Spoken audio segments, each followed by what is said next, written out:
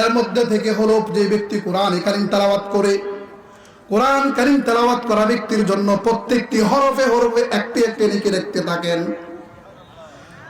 এই কোরআন কারীম যে দুনিয়াতে তেলাওয়াত করবে, কিয়ামতের ময়দানে তার জন্য কোরআন কারীম শাফাআতকারী হবে। সুবহানাল্লাহ।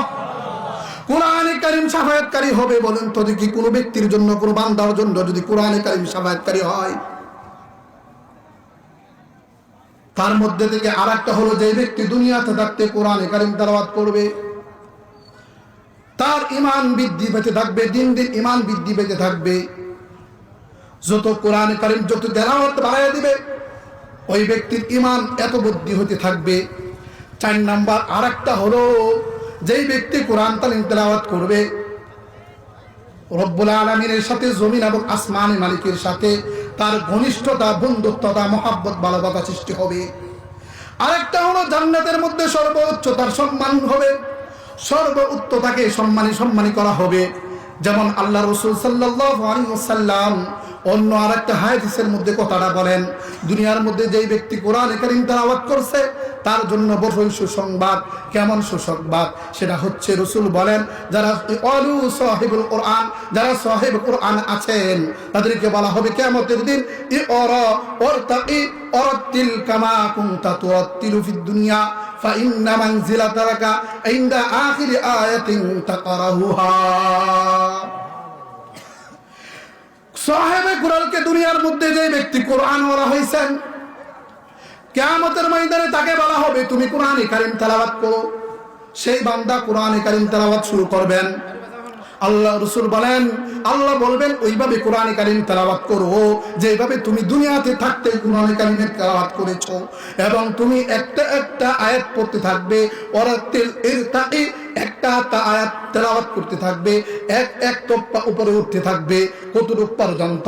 আল্লাহ রাসূল বলেন, ফাইন্না মানজিলাকা ইনদা আখিরি আয়াতিন তাকরাউহা।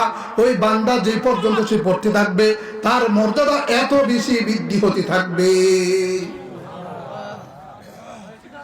শুধু এইখানেই সীমাবদ্ধ নয়, আল্লাহ রাসূল অন্য আরেকটা হাদিসের মধ্যে এই কথাটা বলেন, যে ব্যক্তি দুনিয়াতে করে কোরআন কারীম সাহেব কোরআন হয়েছেন, কোরআন কারীম তেলাওয়াতকারী হয়েছে, কোরআনকে বুকে লালন পালন করছে, ওই ব্যক্তির মধ্যে সবচেয়ে সম্মানী যেটা হবে, আল্লাহ রাসূল বলেন, মান ক্বারাআল কুরআনা ফাস্তাযহারাহু ফাআহাল্লা হালালাহু ওয়া হাররামা হারামাহু আদখালাহুল্লাহুল জান্নাহ ওয়া শাফা'উ ফি 'আশরাতিন মিন আহলি বাইতিহি কুল্লুহুম ক্বাদ ওয়াজাবাত লাহুন নার।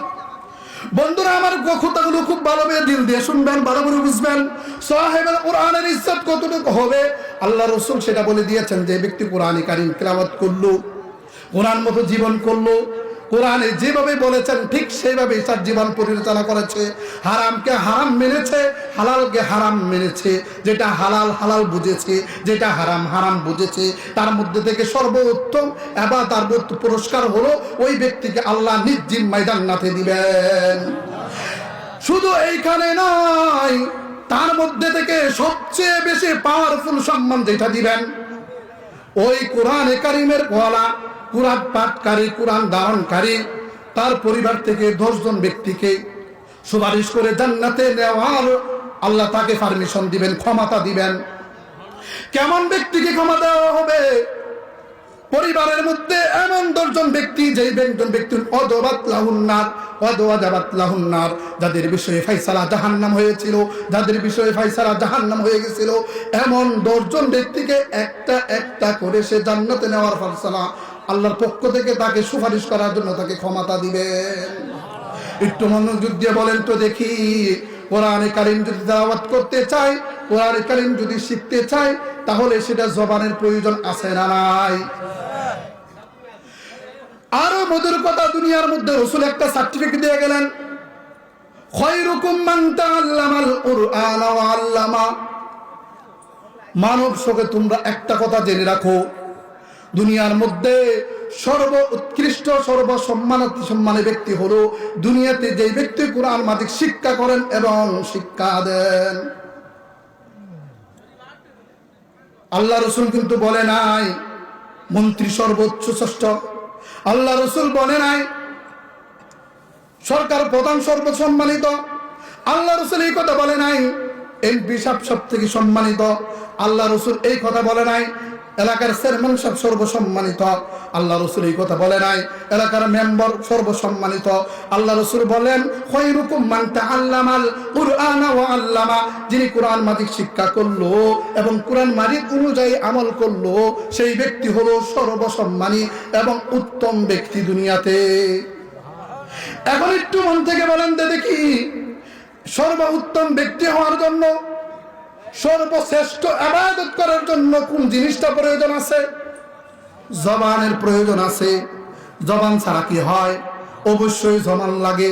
এই জন্য মন থেকে বলেন আল্লাহ আমাকে জবান দিয়েছে আলহামদুলিল্লাহ, কথা বলার যোগ্যতা দিছে আলহামদুলিল্লাহ, হাত দিছে আলহামদুলিল্লাহ, চক্ষু দিছে দেখতে পারি আলহামদুলিল্লাহ, পা দিছে সচল চলতে পারি আলহামদুলিল্লাহ।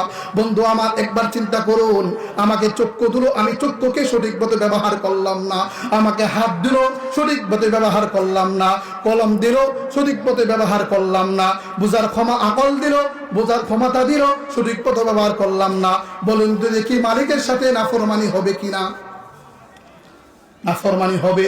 এই নাফরমানি যদি বাঁচতে চান তাহলে অবশ্যই মালিকের যত হুকুম আছে, যত আহকাম আছে, আজকে এই জায়গা থেকে সবাই একটা সবক নিয়ে যান। মালিক আমাকে এত নিয়ামত দিল, আমি মালিকের কোন শুকরিয়া আদায় করতে পারতেছি? আমি নামাজ পড়ি আলহামদুলিল্লাহ, আরো বাড়ায় দিতে হবে। আমি কোরআন তেলাওয়াত করতে যদি না পারি শেখার জন্য চেষ্টা করতে হবে। কেন? মালিকের কতগুলো অর্ডার আছে, প্রত্যেকটা অর্ডার অবশ্যই করতে হবে, এই জন্য যেন মালিক আমার উপর রাজি এবং খুশি হন।